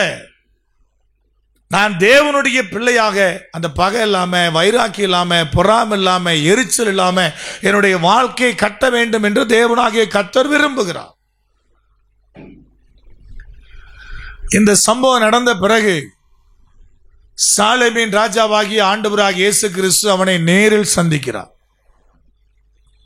அது அந்த 14ஆம் அதிகாரத்தில் தெளிவாக எழுதப்பட்டிருக்கிறது. இயேசு கிறிஸ்து சொன்ன போது, இந்த உலகத்திலே வாழ்ந்த நாட்களிலே அவர் சொன்ன ஒரு வார்த்தை, யோவான் 8ஆம் அதிகாரம் 56ஆம் வசனம். இயேசு கிறிஸ்து சொன்ன ஒரு வார்த்தை, உங்கள் பிதாவாகிய ஆபிரகாம் என்னுடைய நாளை காண ஆசையா இருந்தான், கண்டு களி கூர்ந்தான் என்றார். இயேசு சொன்னார், ஐயா உங்கள் பிதாவாகிய யூத ஜனங்கள்கிட்ட பேசினார், இஸ்ரவேல் மக்கள்கிட்ட பேசினார், உங்கள் பிதாவாகிய ஆபிரகாம் என்னை பார்க்க ஆசையா இருந்தாயா, என்னை கண்டு அவன் களி கூர்ந்தான். உடனே அங்க இருக்கிற ஜனங்கள்லாம் சொன்னாங்க, உங்க வயசு என்ன, அவர் வயசு என்ன, நீர் இப்ப பிறந்திருக்கிறீரு, அவர் எப்ப பிறந்தார்? ஆண்டவராகிய இயேசு கிறிஸ்து சொன்னார், இந்த உலகம் உண்டாக்கப்படுவதற்கு முன்பதாகவே நான் நினைச்சேன், நான் இருக்கிறேயா.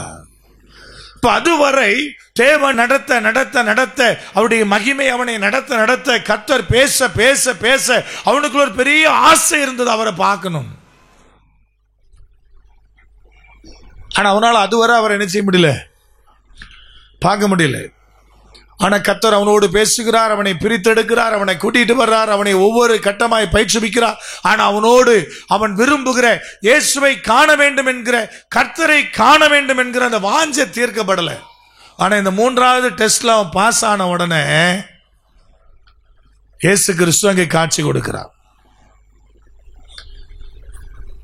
வேதம் சொல்லுகிறது, அந்த மெல்கிசேதேக் என்ற பெயரிலே இயேசு கிறிஸ்து வந்ததாக சத்திய வார்த்தை சொல்லுகிறது. மெல்கிசேதேக் தான் இயேசுன்னு எப்படி பிரதர் சொல்றீங்கன்னு கேட்டீங்கன்னா வாசிக்கலாம். எபிரேயர் புஸ்தகம் 7ஆம் அதிகாரம் துவக்க 3 வசனங்களை. எபிரேயர் 7, 1, 2, 3. இந்த மெல்கிசேதேக்கு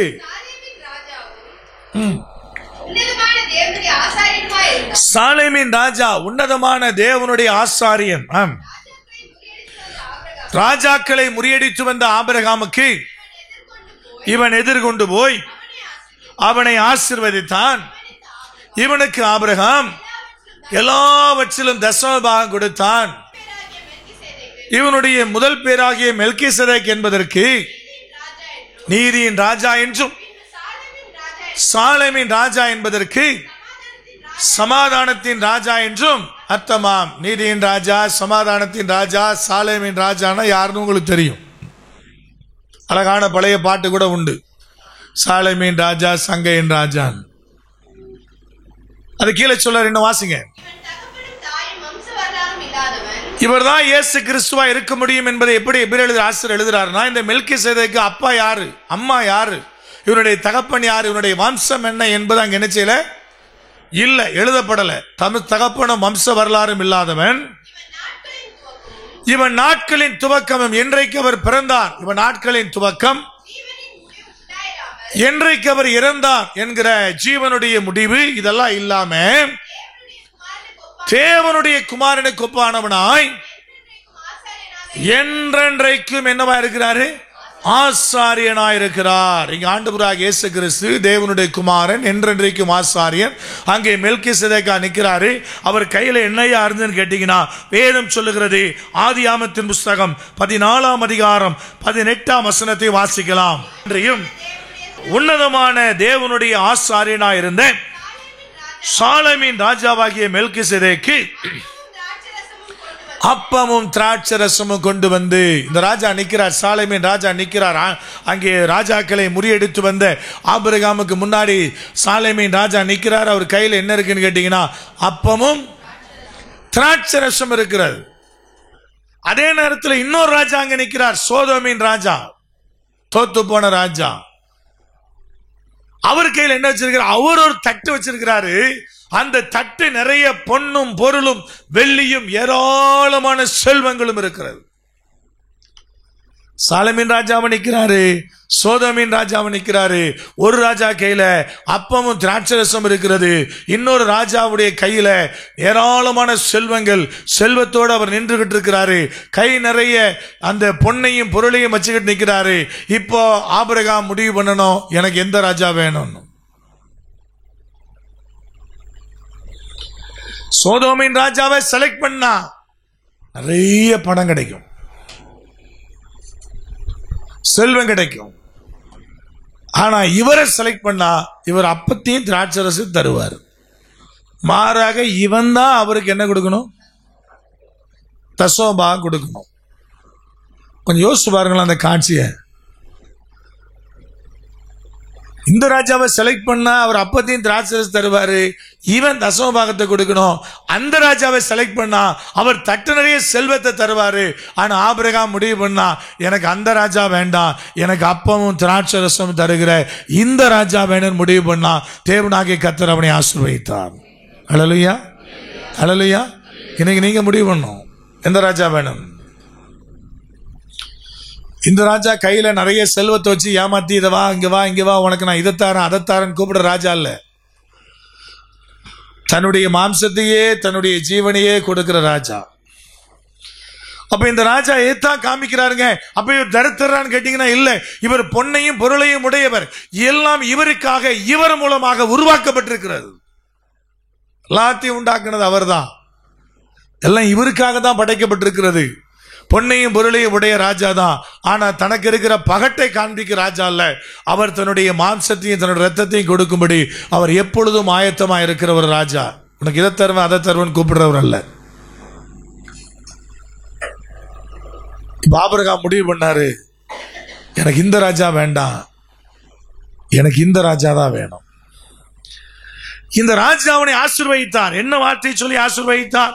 19ஆம் வசனம், அவனை ஆசீர்வதித்து வானத்தையும் பூமியையும் உடையவராகிய உன்னதமான தேவனுடைய ஆசீர்வாதம் ஆபிரகாமுக்கு உண்டாவதாக அப்படின்னு சொல்லி அவனை ஆசீர்வதித்தார்.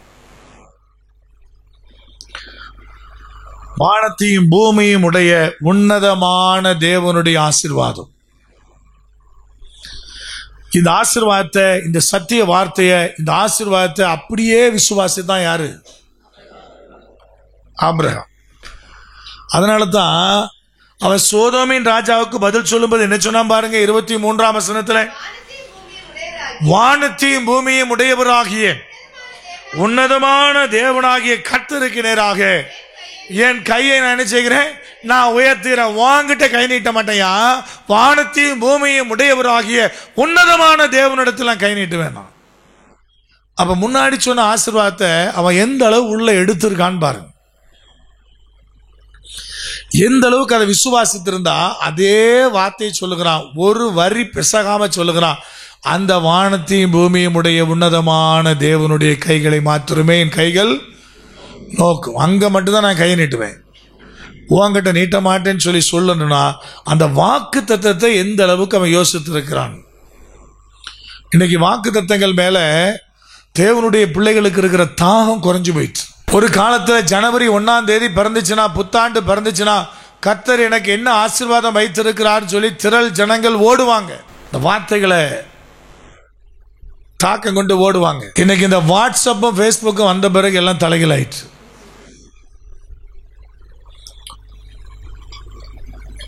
ஏன்னா வருடத்துக்கு ஒரு முறை வாக்கு தத்தங்கள் நடந்தது போய் இப்ப மாசந்தோறும் வாக்கு தத்தம். எந்த ஊழியக்காரனே தெரியாது, ஆனா 40 வாக்கு தத்தம் வந்துடும் ஒவ்வொரு மாசமும். எதுல? வாட்ஸ்அப்ல. இந்த வாட்ஸ்அப்ல நிறைய வாக்கு தத்தம் வரும்போது, முதல்ல வாக்கு தத்தம் வரும்போது பாத்தீங்கன்னா அந்த வார்த்தையை ஓபன் பண்ணி அதை சூந்தரிக்கும்படி வாஞ்சித்தவங்கள இன்னைக்கு பாத்தீங்கன்னா ஓபனே பண்றது இல்ல. செல்லு ஹேங் ஆகுதியா? நான் சொல்ல உண்மைதானே? வார்த்தைகள் வர வர வர வர வர இப்ப வாக்கு தத்தங்களுடைய மேன்மைகள் அச்சு போயிடுச்சு தேவ பிள்ளைகளுக்கு. ஊழியத்தில் என்ன வாக்கு தத்தம் கொடுத்தாரு? சிலர் இருக்கிறாங்க. நான் இப்போ போன மாசம் பாத்தீங்கன்னா திருநெல்வேலியில ஒரு வீட்டை பிரேச செஞ்சுட்டு வர்றதுக்கு போயிருந்தேன். அந்த மாதிரி சாட்சி சொன்னாங்க.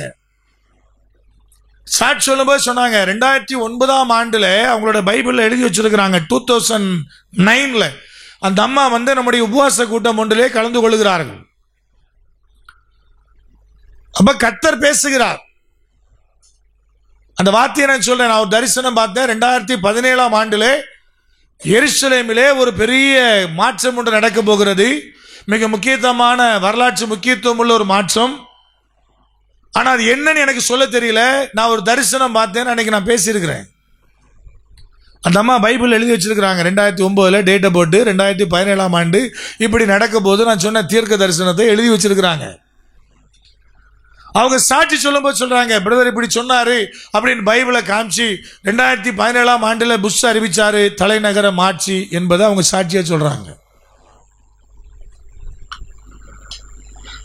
அவங்க எந்த அளவு அந்த தீர்க்க தரிசனத்தை நம்பி இருந்தா, அந்த வார்த்தைகளை நம்பி இருந்தா, அவங்க எழுதி வச்சு அதை கவனமா இருந்து 2017ஆம் ஆண்டில் என்ன நடக்குது என்பதை அவர்கள் தேடிக்கொண்டிருப்பார் என்பதை நீங்க புரிஞ்சுக்கணும். ஊழியத்தில் வாக்கு பண்றாரு, தனிப்பட்ட சில காரியங்களை குறித்து தேவனாகிய கர்த்தர் பேசுறாரு. அதை நினைவில் வைத்து ஜெபிக்கிறவர்கள் எத்தனை பேர்? அதற்காக கர்த்தரிடத்தில் மன்றாடுகிறவர்கள் எத்தனை பேர்?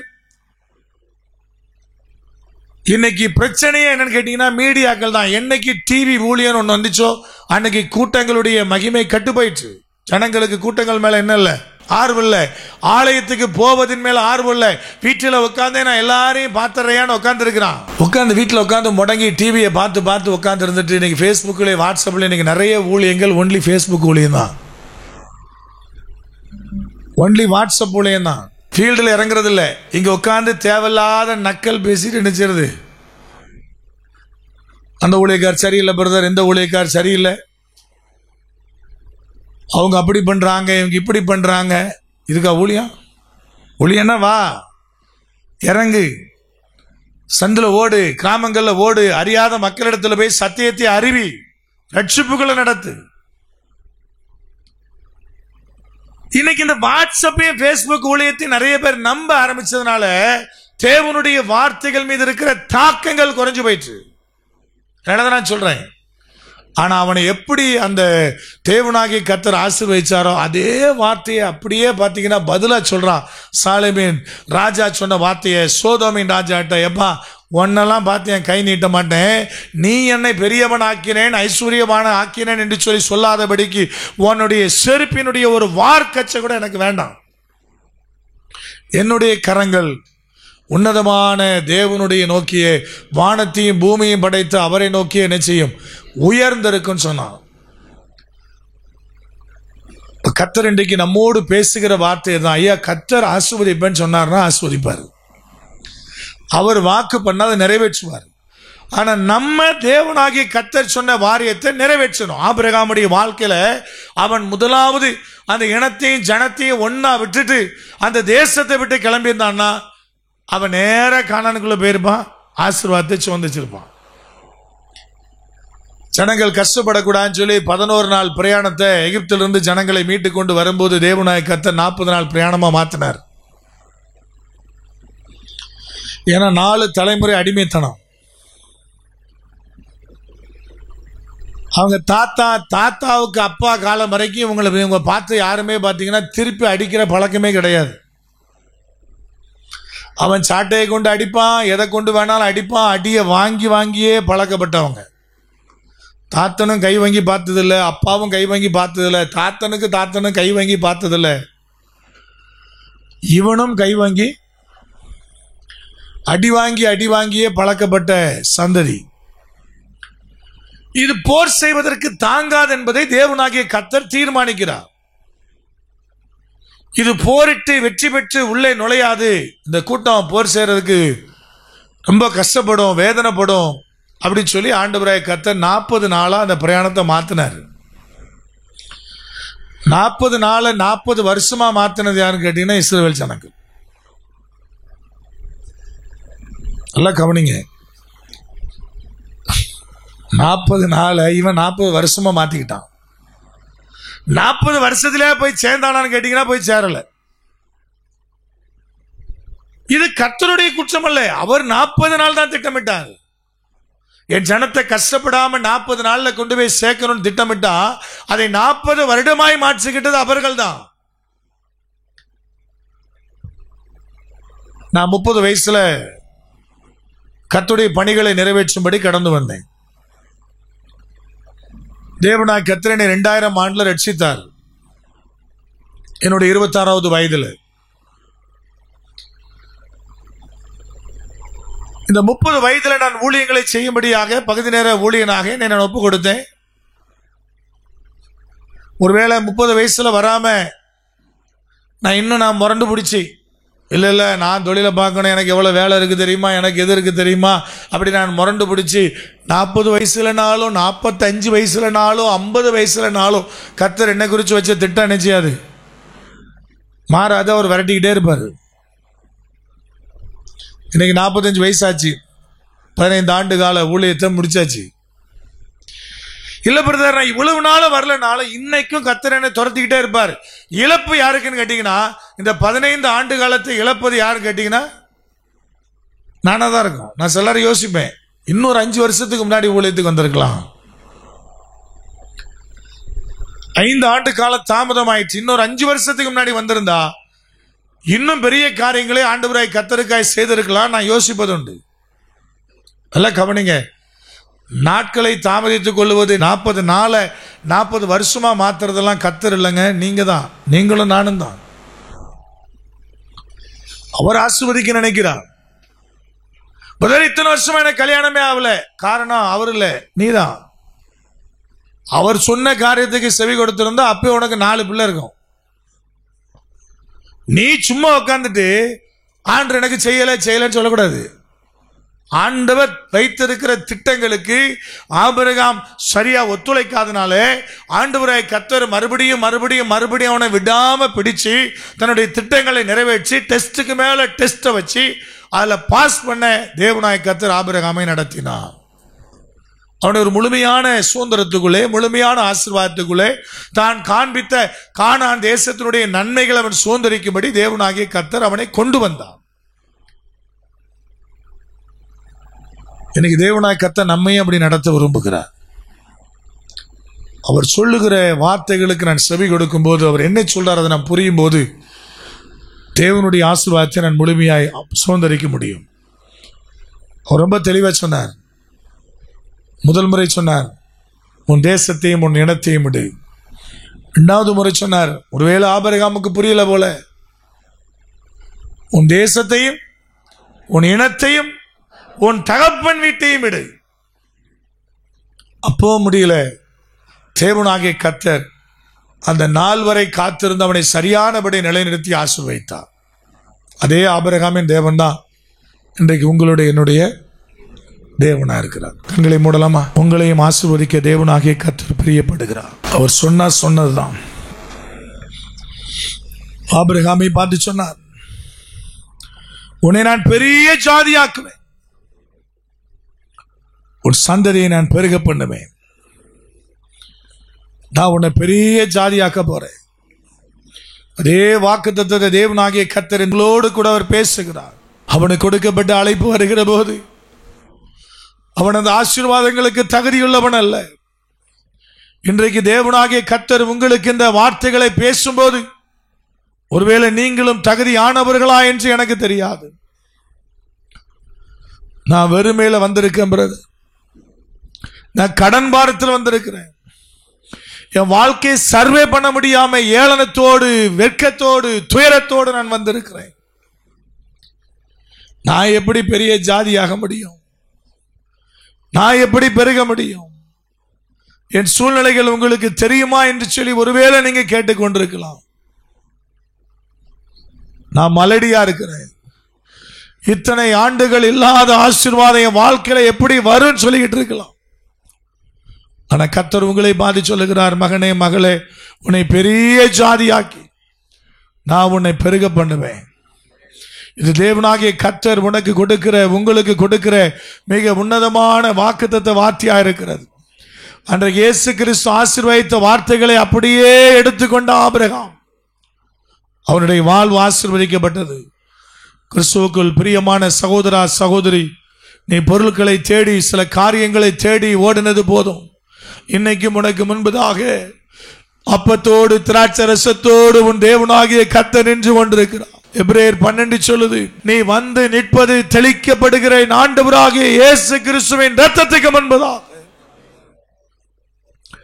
தெளிக்கப்படுகிற இரத்தத்துக்கு முன்பதாக நிற்கிறார். நீ தேவ சன்னிதானத்தில் கடந்து வரும்போதெல்லாம் நீ நிற்பது அந்த தேவனுடைய பலிபீடத்தின் முன்பதாக, கிருபாசன தண்டை முன்பதாக, அவர் இரத்தத்தினாலே சம்பாதிக்கப்பட்ட சபையாய் நிற்கிறாய்.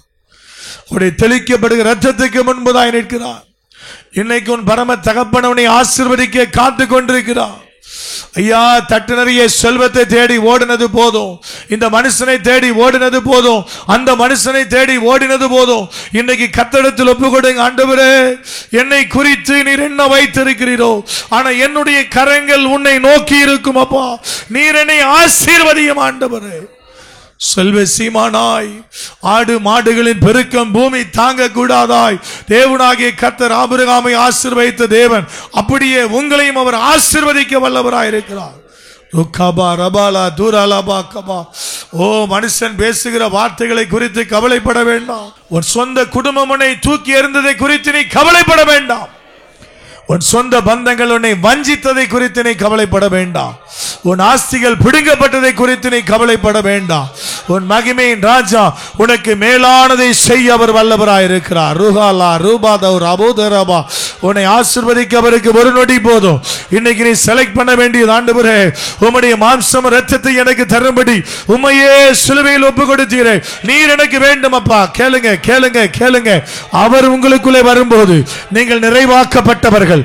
தேவத்துவத்தினுடைய பரிபூரணங்கள் எல்லாம் நீங்கள் ஆராதிக்கிற உங்கள் ஆண்டவராகிய இயேசு கிறிஸ்துவுக்குள்ளா இருக்கிறது. உங்களுக்காக எனக்காக ரத்தம் சிந்திய அவருக்குள்ளா இருக்கிறது. ரூகாப் தரபு தர்த்தரா தியாசாத்து. உன் தரித்திரத்தை மாற்றும்படி என் தேவனாகிய கர்த்தர் வல்லவராய் இருக்கிறார். உன் தரித்திரத்தை மாற்றி போட அவர் வல்லவராய் இருக்கிறார். இதுவரை உனக்கு என்ன பெயர் இருந்ததோ அதை மாற்றி போட அவர் வல்லமையுள்ள தேவனாய் இருக்கிறார். அந்த தேவன் உனக்காக அவர் இறங்குவார். மார்த்துபி ஹாதுரியா குசியா துராதி. அவர் இறங்குவார், அவர் இறங்குவார். இன்னைக்கு தேவனுடைய சமூகத்தில் ஒப்புக்கொடு. ஓ ரிபாபா ரபாலா துரபாக்கபா. தேவன் நடத்துகிற அந்த வழியை நடக்க நீங்க ஒப்புக்கொடுங்க. அதுல மல்லு கட்டிக்கிட்டு இருக்காதீங்க. ருக்கபா துரபாக்கபா. தூக்கி எரிகிற மனுஷனை விட்டு புறப்படு. உன் கர்த்தர் உன்னோடு பேசுகிறார். அங்க நீ மல்லு கட்டிக்கிட்டு இருக்காத. பகையோடு அல்ல, சமாதான சிந்தையோடு என் தேவனை நீ ஆசீர்வதிப்பா, அவர்களையும் ஆசீர்வதிக்கட்டும் என்று சொல்லி புறப்படு. மாத்து லிக்தார் கல்துரா ரியா கசியாத்துவா. எனக்கு அன்பான வாலிப மகளே, உன் காதுகளில் இருக்கிற பிரச்சனைகளை தேவனாகிய கர்த்தர் சுகமாக்கும்படி இறங்கி இருக்கிறார்.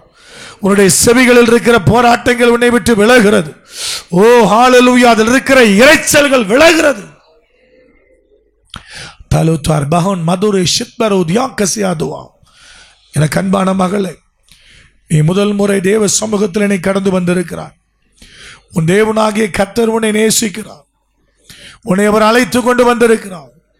உன் கால்களை முடமாக்கும்படி, உன் கால்களை ஒடித்து போட்டு உன்னை முடமாக்கும்படி பிசாசு எத்தனித்து நின்ற நாட்களிலே உன்னை வேலி அடைத்தவர் உன் பரம தகப்பன். அவர் உன்னை கொண்டு வந்து தேவ சமூகத்தில் நிற்க செய்திருக்கிறார். உன்னை மேன்மைப்படுத்தும்படியாக, உன்னை மகிமைப்படுத்தும்படியாக அந்த தேவனுடைய வல்லக்கரம் உன்னை அழைத்து கொண்டு வந்திருக்கிறது. இந்த அழைப்பை புரிந்து கொண்டு மகளே, தேவனாகிய கர்த்தர் ஆபிரகாமுக்கு சொன்னது போல உனக்கும் சொல்லுகிறார். புறப்பட்டு வெளியே வா, உன் கர்த்தர் உன்னை ஆசீர்வதிப்பார். மாருத்தோலிகாதோராபானை தேடி வந்த ஆண்டவர் உன்னை முழுமையாய் பலப்படுத்துவார். கடன் பாரத்தினாலே சோர்ந்து போன ஆண்டவரே, 3 குடும்பங்களை கர்த்தர் குறிப்பிட்டு காண்பிக்கிறப்பா. 3 குடும்பங்கள் என்ன செய்வதென்று தெரியல, என்ன செய்வதென்று தெரியல. ஏளனங்கள், ஏளனமான பேச்சுக்கள் என்னை முட்டாளாக, அறிவற்றவனாக, என் குடும்பம் எள்ளி நகையாடுகிறது. என் நண்பர்கள் என்னை கேலி செய்கிறார்கள். என் தகப்பன் சொல்லுகிறார், மகனே மகளே, உன்னை கர்த்தர் கட்ட போறார். ரூபாலா ருகத்துவா ரயாத்தியாசமி. இன்னைக்கு கர்த்தர் ஆபிரகாமுக்கு கொடுத்த அந்த ஆசீர்வாதத்தை உனக்கு தரப்போறார். உன் மந்தைகள் பெருக போது உன்னை சீமானாக தேவனாகிய கர்த்தர் மாற்ற போகிறார். செல்வ சீமானாய் மாற்ற போகிறார். கடனாளியா இருக்கிற உன் வாழ்க்கையில தேவனுடைய மகிமையின் ஆசீர்வாதத்தை தேவன் கட்டளையிட போகிறார். ஒரு கபால் அபூதன மோதியா கரபலபா. நீ அநேக ஆலயங்களை கட்டும்படி தேவனாகிய கர்த்தர் உன்னை பலப்படுத்த போகிறார். இன்றைக்கு கர்த்தர் உன்னோடு இது செய்கிற அவருடைய உடன்படிக்கை, இன்றைக்கு தேவனாகிய கர்த்தர் உன்னோடு செய்கிற உடன்படிக்கை, தேவன் உன்னை தூக்கி எடுப்பார். வருகிற ஆண்டினுடைய மத்திய பகுதிக்கு முன்பதாக எல்லா விதமான போராட்டத்திலிருந்தும் நீ விடுவிக்கப்பட்டிருப்பாய். நன்றி என் தகப்பனே. உடைய சமூகம் தேடி வந்திருக்கிற ஒவ்வொரு பிள்ளைகளை நீர் ஆசீர்வதியும் அப்பா. இன்றைக்கு உடைய சமூகம் தேடி வந்திருக்கிற ஒருவரும் பெருமையாக்கப்படக்கூடாது. மனுஷன் தள்ளலாம் ஆண்டவரே, மனுஷன் உதறி தள்ளலாம், மனுஷன் வஞ்சிக்கலாம், ஆனால் தேவனாகிய கர்த்தரை செயல்படுகிறவர். உபாலா ருக்காதா ரபௌதரா போதியா கரபாலமா ரக்குதா ரிபாலா துராஷித்தரா பௌதரா பாக்கபா. ஆண்டவரே, உடைய சமூகத்தில் வந்திருக்கிற பிள்ளைகளுடைய இருதயத்தில் இருக்கிற கசப்புகள், பாரங்கள், வைராக்கியங்கள், வர்மங்கள், கடந்து வந்த பாதையினாலே, கடந்து வந்த இழப்புகளினாலே, கடந்து வந்த வஞ்சக தன்மைகளினாலே பிள்ளைகளுடைய இருதயம் எல்லாம் கல்லாய் போய் இருக்கிறது. அதை மாற்றும்படி ஒரு தேவ பிரசன்னம் பிள்ளைகளை நிரப்பட்டும் அப்பா. தேவ ஆவியானவர் பிள்ளைகளை நிரப்பும் ஆண்டவரே. அந்த இருதயங்களுக்குள்ளே அன்பு ஊற்றப்படுவதாக. கல்லாகி போயிருக்கிற இருதயங்களுக்குள்ளே அன்பு ஊற்றப்படுவதாக. ஓ, அன்றைக்கு லோத்தினுடைய ஆபத்து வந்தபோது போய் உதவி செய்தானே, அப்படி போல எங்கள் பிள்ளைகள் மாறட்டும் ஆண்டவரே. அவனுக்கு வைக்கப்பட்டிருக்கிற அந்த 3வது பரீட்சையில் அவன் வெற்றி பெற்றானே, அப்படி போல பிள்ளைகளுடைய இருதயங்களுக்குள்ளே தேவனாகிய கர்த்தர் கிரியை செய்வீராக. நன்றி அப்பா. இது என் ஜனங்களுக்கு நான் கொடுக்கிற சத்திய வார்த்தை. இதை என் பிள்ளைகள் நடுவில் நான் நிறைவேற்றுவேன் என்று சொன்னேன். அந்த வார்த்தைகளை நான் கொடுத்திருக்கிறேன். என்னிடத்தில் ஒன்றுமில்லை ராஜா, நான் வெற்றி பாத்திரம். இந்த சத்திய வார்த்தைகள் பிள்ளைகளுடைய எல்லைகளில் நிறைவேறட்டும். ஆசீர்வாதமாக இருக்கட்டும். இயேசு கிறிஸ்துவின் நாமத்தில் ஜெபிக்கிறோம் எங்கள் ஜீவனுள்ள பரிசுத்த பரம தகப்பனே. கர்த்தராகிய இயேசு கிறிஸ்துவினுடைய கிருபை, பிதாவாகிய தேவனுடைய அன்பு, பரிசுத்தாவுடைய ஐக்கியம் இப்பொழுதும் எப்பொழுது சதா காலம் பிள்ளைகள் ஒவ்வொருவரோடு கூட அந்த வார்த்தைகளை நிறைவேற்றுகிற விதத்தில் நிலைத்திருப்பதாக.